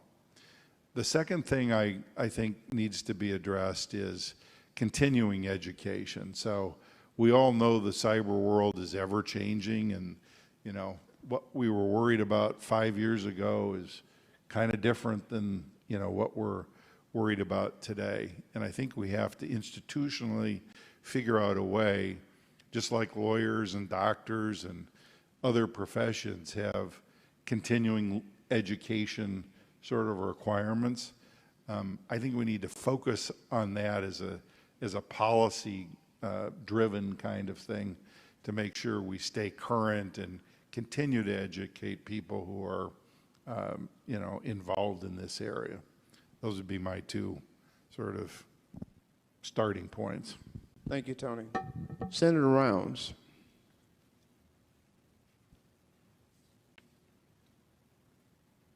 Thank you, sir. And I really appreciate the opportunity to participate today.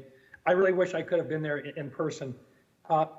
This is one of the most critical areas that we have yet to mildly address.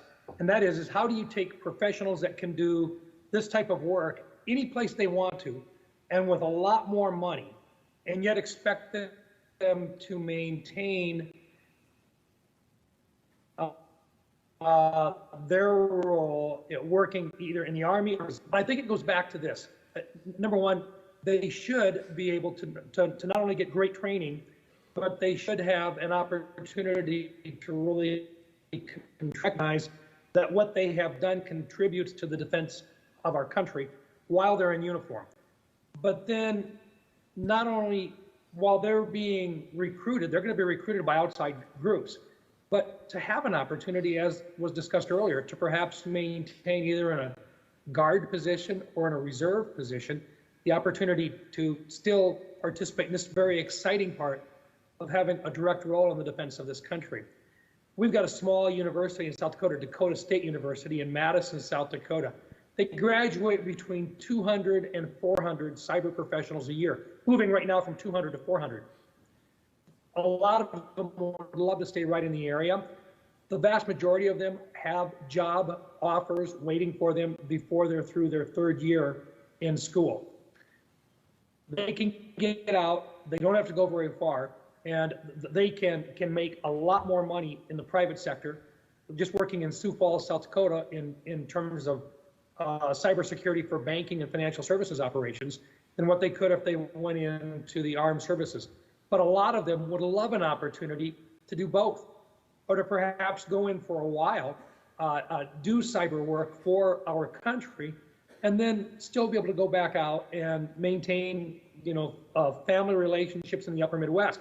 So I think we have to take advantage of those types of situations.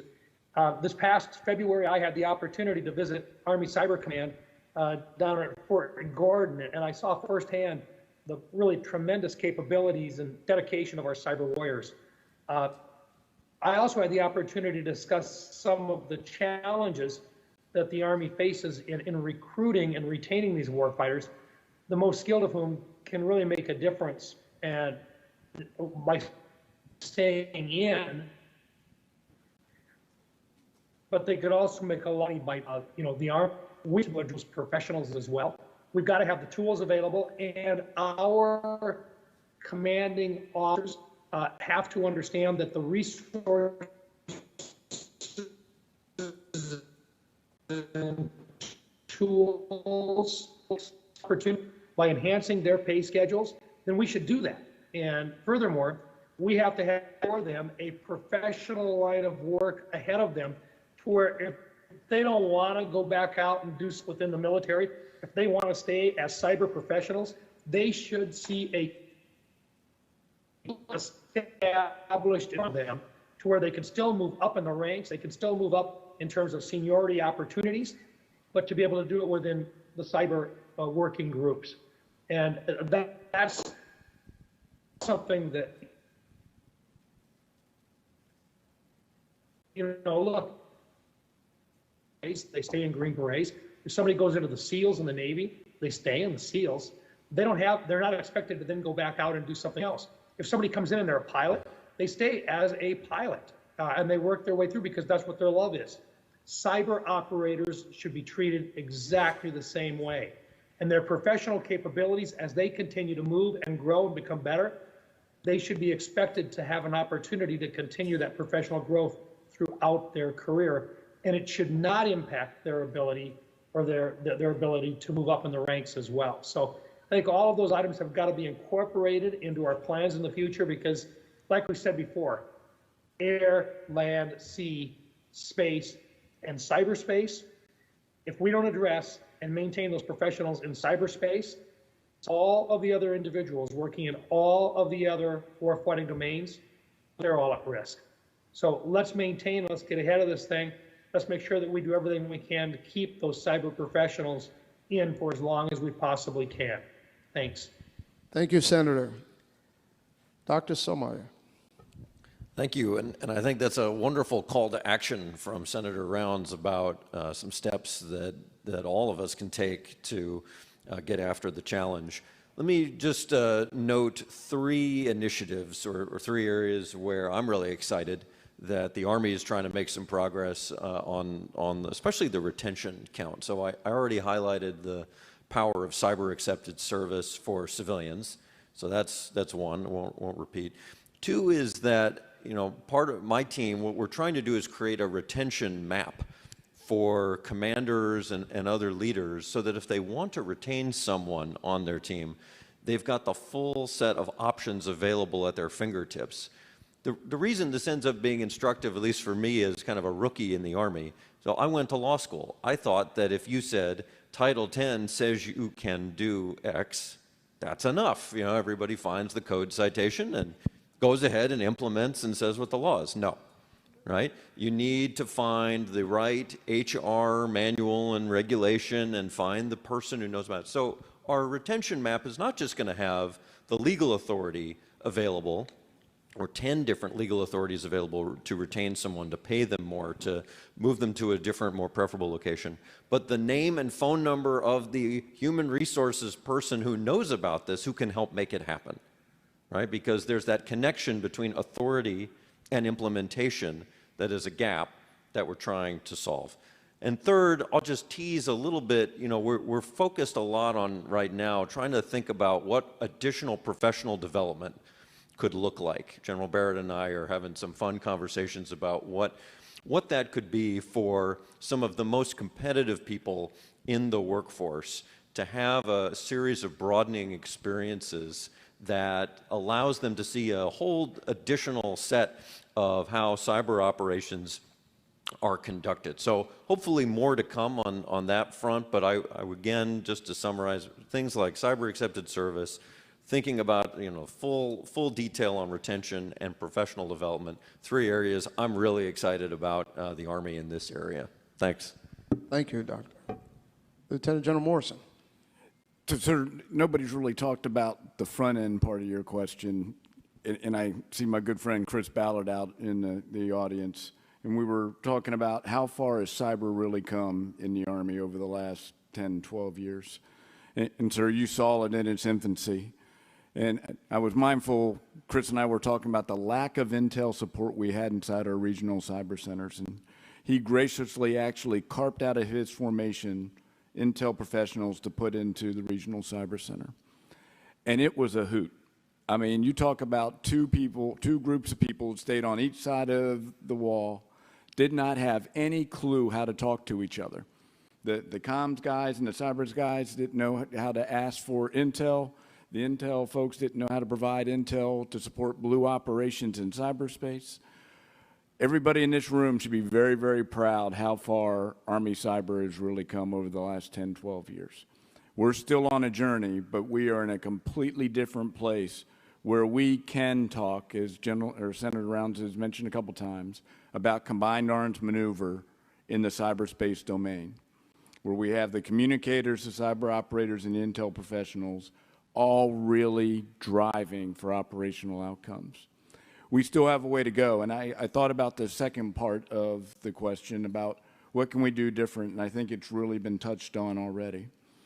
But we need to continue to emphasize flexibility, and quite frankly, leverage the cyber domain where we do need professionals who will stay inside this work field, and I would expand it. It's those critical signal and communicator specialties. It's those critical intel specialties that get that deep basis of knowledge and make sure we provide them the flexibility to stay in that domain and ensure that their career progresses. And then I do want to touch on the comment about evolving education. For both our military and especially for our DA civilians, we've got to think about continuing education in this domain significantly different. We can't expect to hire anybody and they go through the PME model that I went through where you're not getting the constant technical touch points as you're moving through. And the same model must apply to our DA civilians because, again, it's all about combined arms maneuver in cyberspace. Thank you. Lieutenant General Potter. So I'm going to back up pre-recruiting and accessions. I see a lot of gray hair out in the audience, gray like mine.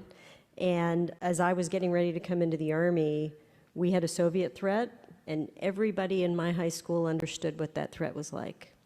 The American public needs to understand that our networks are being attacked on a daily basis, and the information confrontation we are under at home and abroad is very significant. Because most intel professionals that we recruit into the Army stay because they feel that sense of higher purpose.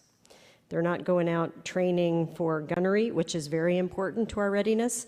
They are doing intelligence. They are producing the intelligence that drives cyber operations or drives our responses to mis and disinformation. So we have to educate the American public on why the threats to our country are so significant, and then have a focused recruitment effort to recruit the right kind of talent.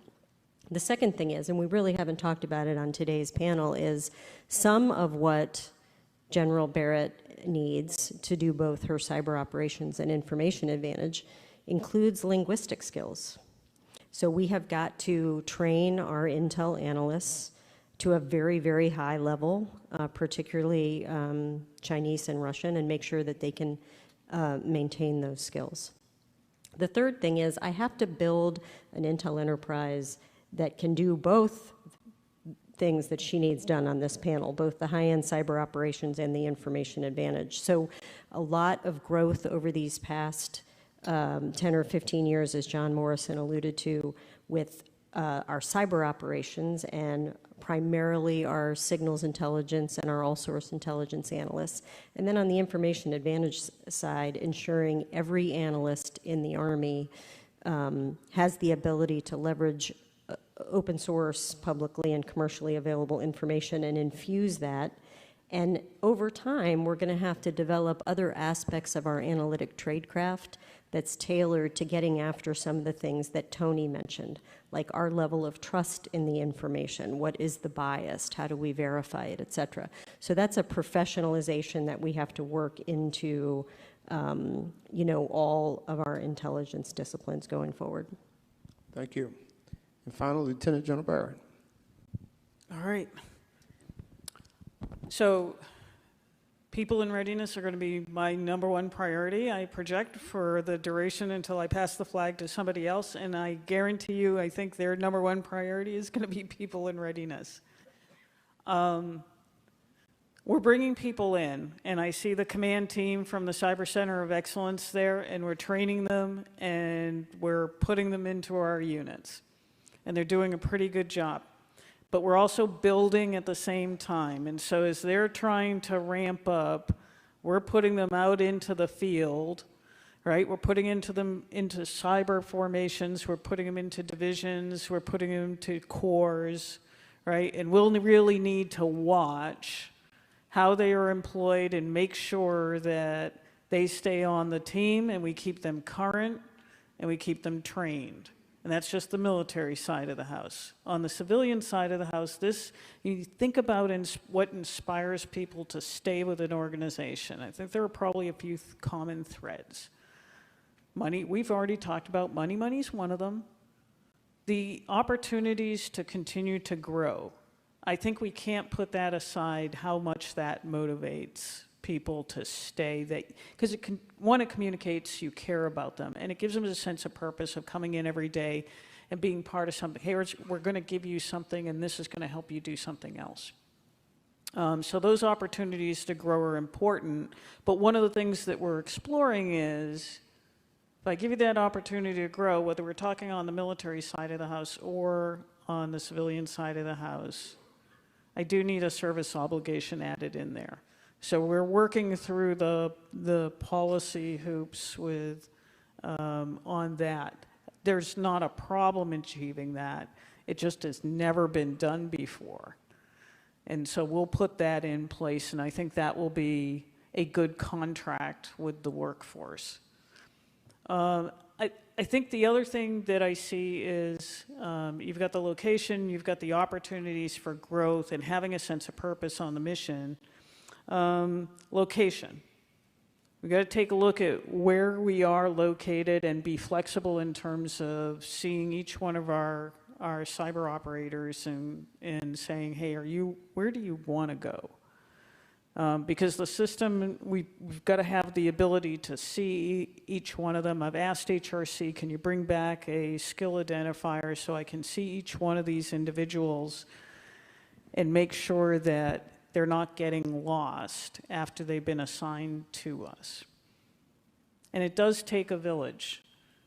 Gerald Morrison mentioned this, Gerald Potter. I appreciate the signalers and the intelligence professionals that they send to me, and the linguists, because they're technically under your proponency.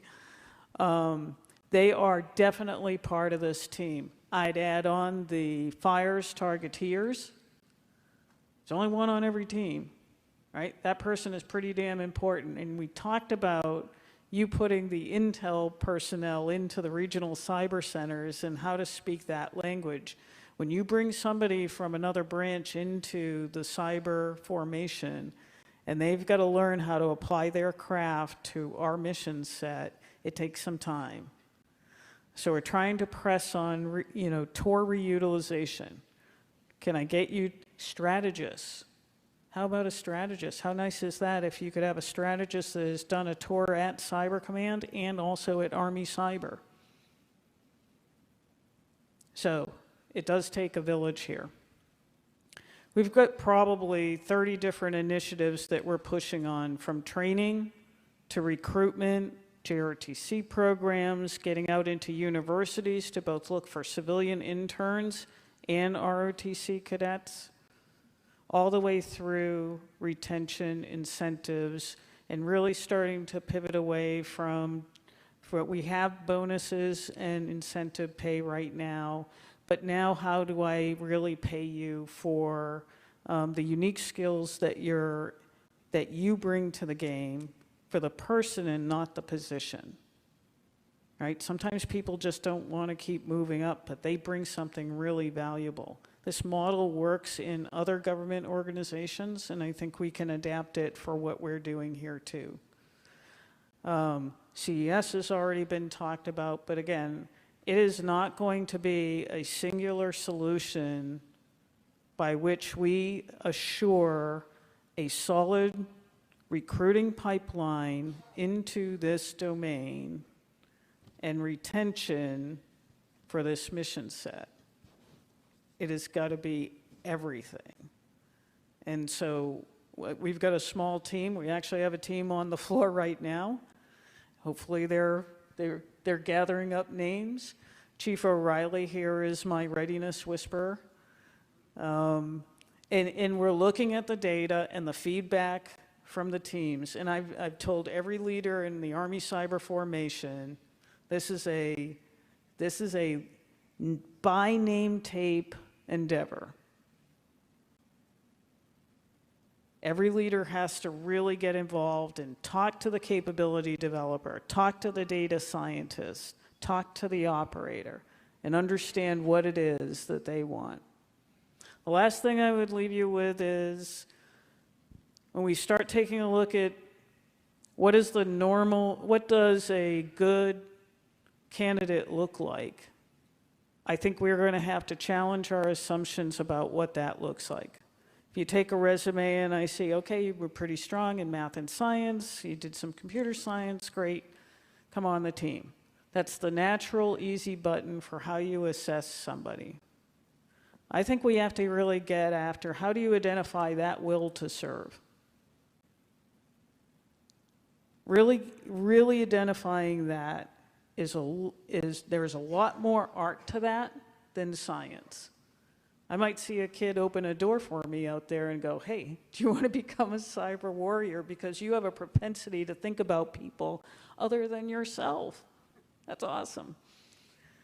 So I think we can't just do what we were doing before, and we're going to have to continue to push on this. And that's why I think it's going to be my #1 priority for the next 3 years, and it's going to be my successor's priority for his or her tenure. Thank you. And with that said, I just want to thank our panelists, one, for volunteering your time today, 2 hours, to share your thoughts and insights. You made my job easy. You made it a little difficult because I was trying to follow the questions and listen to you at the same time, and that's a little difficult to do because of the insights and the way you presented today. So thank all of you. And on behalf of General Brown, the president of AUSA, and this amazing AUSA team that pulls this all together to come off in the way that it has this week, I want to thank all of them. We got a small token beside on your table. It's less than $10, so I remember the rules. But a small token, there's a deck of cards, I think, with pictures of Medal of Honor recipients. So I think you will enjoy that. And to the audience, thank all of you for taking your time to be here today and to share in this. Please recognize our panel.